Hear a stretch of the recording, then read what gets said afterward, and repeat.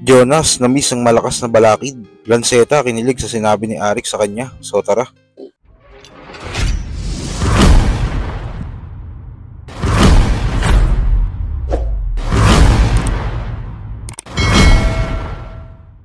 Hindi naman dingid sa ating kaalaman ang tampuhan sa pagitan ni Enigma at Lanceta dahil mismong si Lance na nagsabi na nagkaroon sila ng hindi pagkakaunawaan. Kaya naging dahilan yon para hindi na siya makatungtong sa entablado ng flip-top. Then, isang beses may napagtalunan kami kasi inimbitahan ako ni Stat sa barracks. Okay.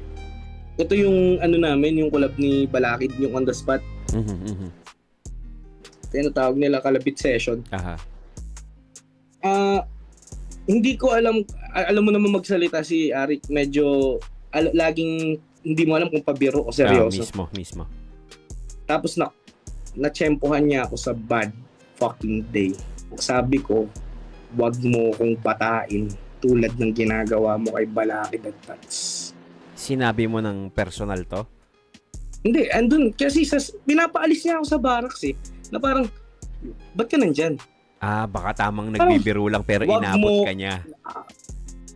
Umano agad sa akin na, kine-question mo ako? Parang kine-question mo ako, nandito ako, putang ina, in-invite ako ng bata mo. Personal nagkakasagutan kayong ganyan? Hindi, sa lang to chat. Kasi, okay.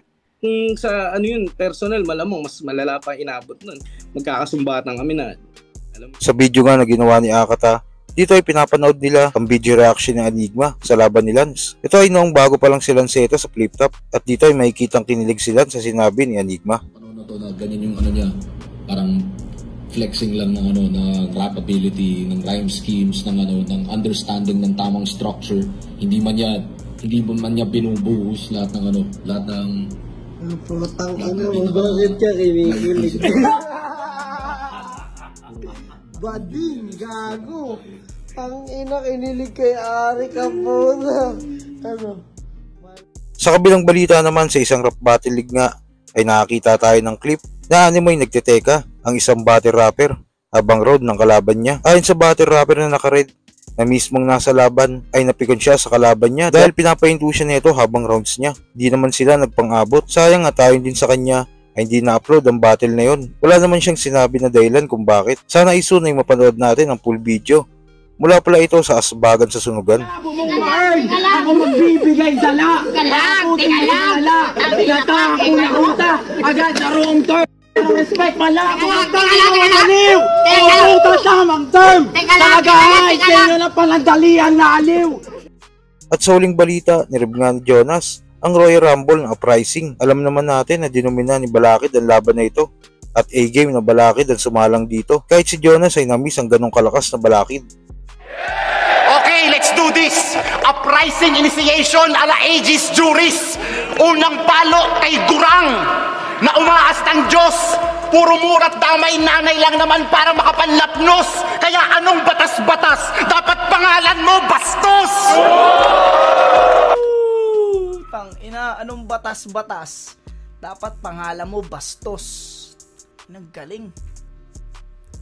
Puro damay nanay lang naman para makapanglapnos. Ganda nun. Wala pang gumamit nung kay Batas. Si ano pa lang. Si Balakid pa lang. Feeling arkitekto. Kaya pala. Kasi on paper lang may husay ang kanyang disenyo. Pang 2012 pa rin techniques ng lines mong bitaw. Sa'yo nga ang raw clothing. Kasi style mo hilaw. Tangina. Sa'yo nga ang raw clothing kasi style mo hilaw. Si Apo kasi yung may-ari ng raw. Pangalawang sapak, putang ina, dalawang sapak na malakas agad, tag-isa. Kaya nga sunog noon si Spade matapos kong tapak-tapakan. Walang kalaban-laban. Sa sobrang pagkapahiya, nagpalit ka ng pangalan. Tang ina mo ha. Palit ka palang pangalan ha. Sa sobrang pagkapahiya, puta, nagpalit na ng pangalan. Si Balakid kasi ang unang pumuna nung nung dun sa sabon, yung pinalaman na sabon. Naggaling nun. Last ni Balakid dito, isang sapak. Yung kay Tweng, parang malumanay lang yung binitaw niya kay Tweng eh. Pero sa tatlo, kay Batas, Apok, tsaka kay Spade, ang lalakas ng suntok. Bakit ba ganito na ang tolo flow mo masakit sa tenga? Parang Yoko Ono! Ang ina mo, Yoko Ono. Tas ikaw, kung makapagyabang ka, kala mo never ka nag-stumble rap? Eh pag nagra-rap, para kang juggler na nagfa-fumble rap. Hinahambalos ko ang hambog para maging humble rap. Sapak sa bibig para habang buhay ka lang mag-mumble rap. Alam mo, pinakinggan ko lang naman kayo out of pity. Hindi ako sa inyo natuto. Hanggang balian ka ng leeg, ako pugutan ng ulo.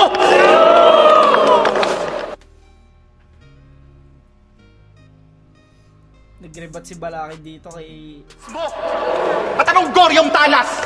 Baka goyong talas? Matalas? Eh sa mid-tier nga hindi ka makatakas.